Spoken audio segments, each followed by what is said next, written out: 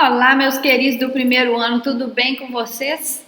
Eu espero que vocês estejam aí joia, joia, top, top. E hoje nós vamos fazer aqui a correção da semana 1 e 2 do PET volume 4 de História. Eu vou ser bem rápida, vou direto para as atividades aqui, não vou comentar muito da matéria, mas a gente discute um pouquinho as atividades, tá bom? Na medida do possível. Porque o tempo está corrido, as aulas voltaram presenciais aqui no ensino híbrido na minha escola, então o tempo meu está mais escasso ainda. E a partir da próxima semana eu acredito que vai voltar então todos presenciais, sem a questão do híbrido, vai voltar normalmente. Claro que com os protocolos a seguir, mas ao que tudo indica, o tempo vai diminuir mais ainda. Então eu vou ser bem rápida, vamos direto aqui para a atividade, tá bom? A semana 1 de vocês trouxe o tema crise do sistema colonial e vamos para as atividades. A atividade está dizendo o seguinte: com base na leitura do texto do item apresentação, que é aquele texto ali que o PET trouxe para você, explique. Número 1. No século XVIII, a crise do sistema colonial é parte da crise do antigo regime. Quais são as 3 características do antigo regime? Então, lá em cima está falando monarquia absolutista, mercantilismo e sociedade estamental. Se você voltar lá no texto, está explicando cada uma dessas aqui. Mas basta você colocar quais são as 3 características aqui na resposta, tá bom? Número 2. Como o absolutismo e o mercantilismo oprimiam os colonos da América? Como que eles faziam que esses colonos pudessem obedecê-los, né? Aí a resposta ficou assim: através de impostos, leis, pacto colonial e exploração das riquezas. Aí vem um textinho que fala: no final do século XVIII, Vila Rica, que hoje é Ouro Preto, Rio de Janeiro, Salvador e Recife eram centros intelectuais onde as pessoas tomavam conhecimento das ideias iluministas que circulavam na Europa. Embora as autoridades proibissem a entrada e o comércio dos livros dos filósofos iluministas, eles chegaram no Brasil no fundo dos baús, onde rapazes brasileiros da elite que tinham estudado em universidades de Portugal e da França guardavam suas roupas.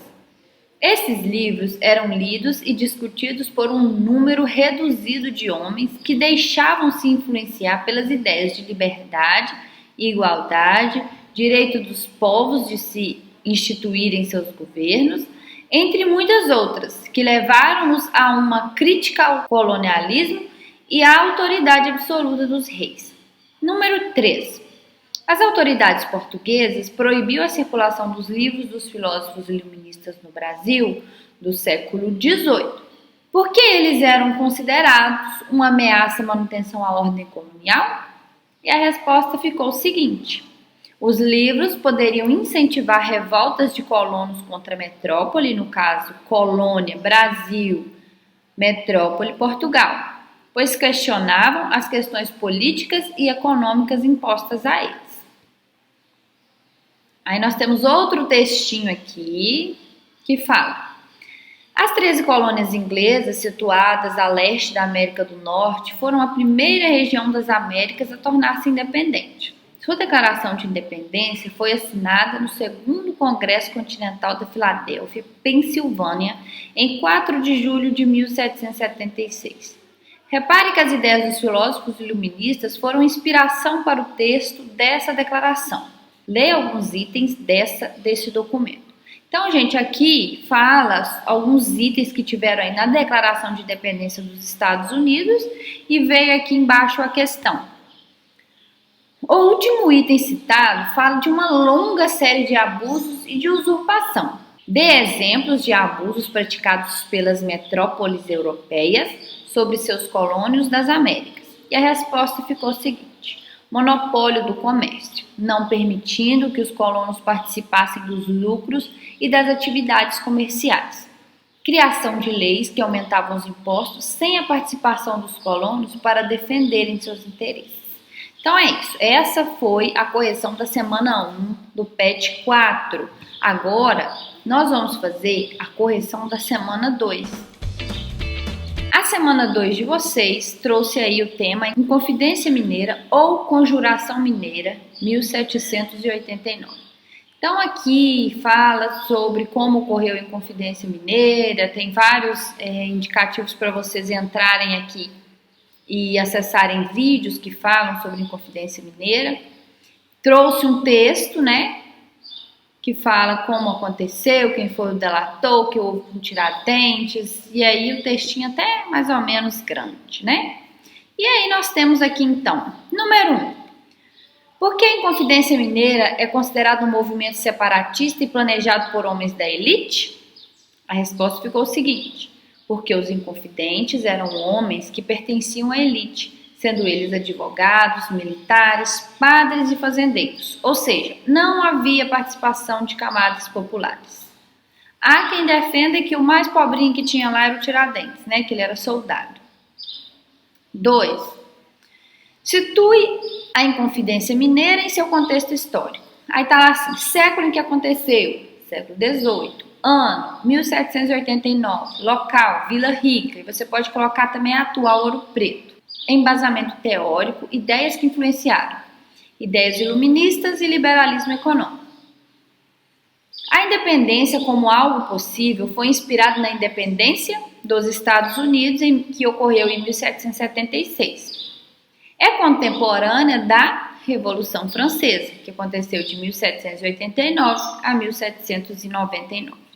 E tem a número 3, coloque V ou F nas alternativas abaixo, que fala assim: Tiradentes era alferes da cavalaria e dentista prático, além de ter sido tropeiro. Verdade.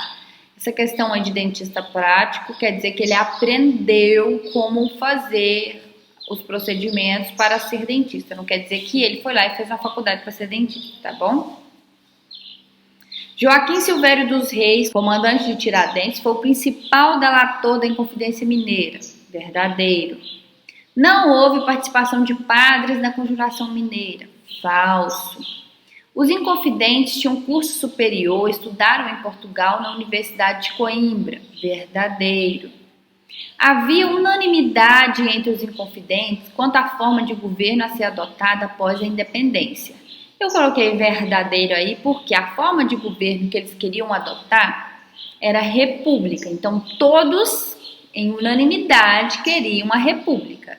Porém, eles divergiam aí em questões sobre, por exemplo, a libertação dos escravos, né? Entre outras questões, eles se divergiam. Uns eram a favor, outros eram contra. Então, mas quando se trata na forma de governo, eles queriam que Minas Gerais aderisse à república.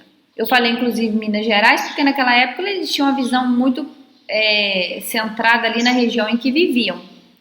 Eles não imaginavam o território brasileiro inteiro sendo república, se libertando do Brasil e etc. Não, eles queriam independência ali daquela região.